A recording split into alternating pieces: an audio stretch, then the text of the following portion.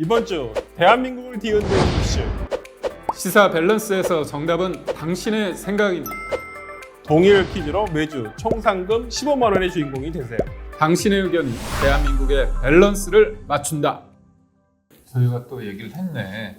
선관위 채용 비리가 있는데요. 감사원은 이걸 관련해서 감사원의 감사, 직무 감찰은 위헌이라고 했습니다. 그렇다면 네. 해결 방안은 뭐냐?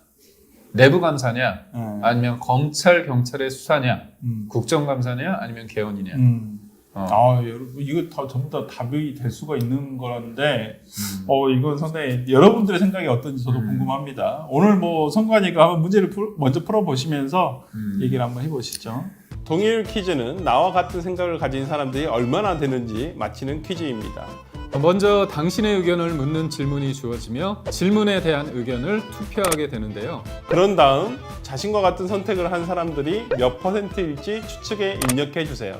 점수는 오차범위 20% 내외로 투표 결과에 근접할수록 높게 부여됩니다. 다른 의견에 귀를 기울여야 맞힐 수 있는 게임. 동일 퀴즈에 참여해 보세요. 네, 참고로 이제 저도 총선에 이번에 뛰어봤고, 그다음에 대선은 이제 참모로서 제가 뛰어봤는데, 이 선관위가 굉장히 무섭습니다. 그렇죠. 친절해 하셔요. 근데 뭔가 저희가 잘못하잖아요. 그럼 구두 경고만 와도 굉장히 위축이 되고, 그렇죠. 누가 경고받잖아요. 그러면 상대 진영에서 그걸 다 알아. 알죠. 그래가지고 언론 플레이를 쫙 해요. 그렇죠. 그럼 저 사람은 선거를 하는데 문제가 있어. 이 프레임으로 쫙 가거든요. 네, 맞아요. 네, 그걸 뿌리죠. 어. 그리고 이제 지역에 있는 언론사들이 맞습니다. 그걸 다 이제 언론으로 뭐 기사화를 하기 때문에 그 기자들이 이제 또 지방 지역 기자들이 있다 보니까 선관위랑 또 연결이 다 네. 취재를 하면 또 거기가 어떻게 또 새 나가요. 그렇죠. 그렇기 때문에 또 그 기사화가 되면 그걸 또 상대 그 유권자들한테 이제 또 문자 형식으로 뿌리는 거죠. 뭐 그런 식으로 하기 때문에 근데 참 이 감사원의 감사를 받을 수 없다라는 것이 이제 헌법재판소의 결론이었거든요.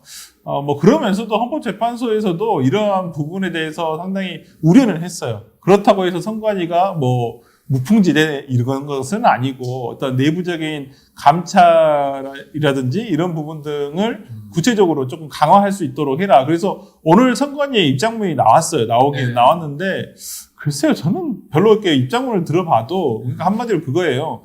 뭐 이제까지 그 경력 채용, 특히나 지방직 경력 채용이 지금까지 어떤 그 부정 채용의 어떤 루트였잖아요. 네. 이걸 안 하겠다라는 것이고, 뭐 그다음에 외부 감시 인원을 더 늘리겠다고 하는 것이거든요.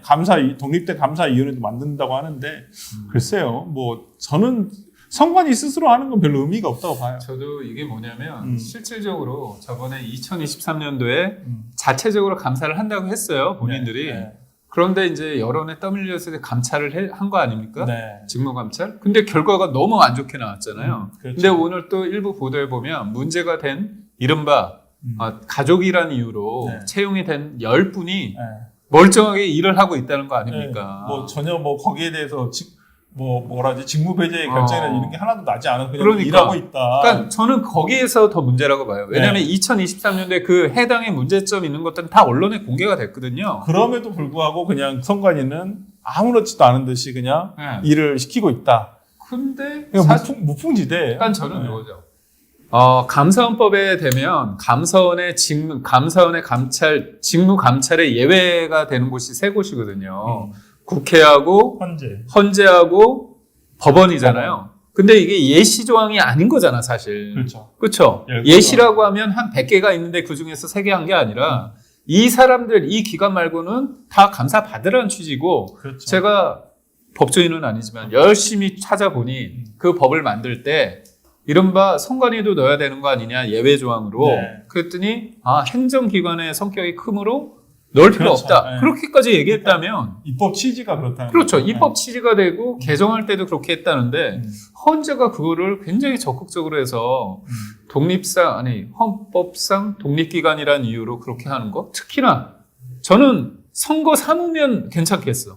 근데 채용이나 그런 것까지 못하게 하는 건 말이 안 되는 그렇죠. 거예요. 예. 그러니까 좀 저는 문제가 헌법재판소의 판결 좀 납득하기는 어렵다고 좀 보여요. 그래서 오죽했으면 스스로 우리는 가족회사다.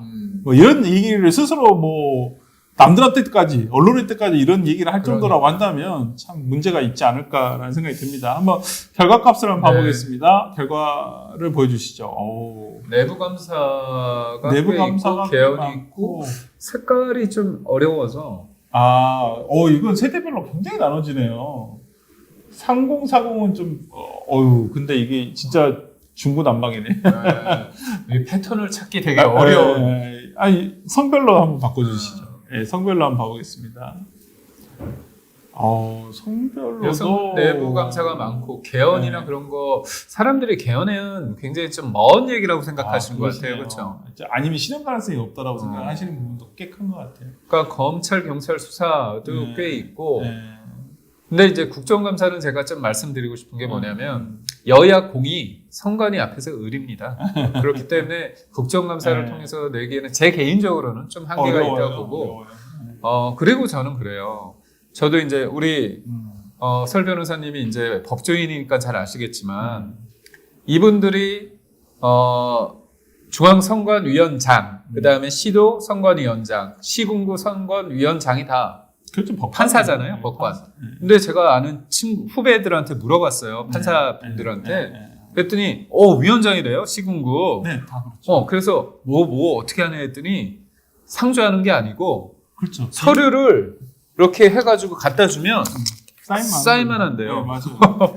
원래 다 그렇게 합니다. 그러니까. 네. 그러니까 결국 그 본질은 뭐냐면 저는 그래요. 만약에 이 조직에 대해서 내가 장으로서 문제가 있으면 되게 부끄러워야 되잖아요. 근데 없죠. 이분들도 판사분들도 대법관들도 그냥 그러려니 하는 거예요. 본업이 아니잖아요. 근데 그게 문제인 거예요. 네, 그렇지. 자기의 본 업무가 아니고 그러니까 오히려 이분들이 장인데 그 밑에 있는 사무총장이 거의 실질적으로 1인자의 역할을 해버리는 거예요. 그러면서 한마디로 우산을 쓰고 있는 거죠. 법관이라는 우산, 그렇죠. 법원이라는 우산을 쓰고 있는 거죠.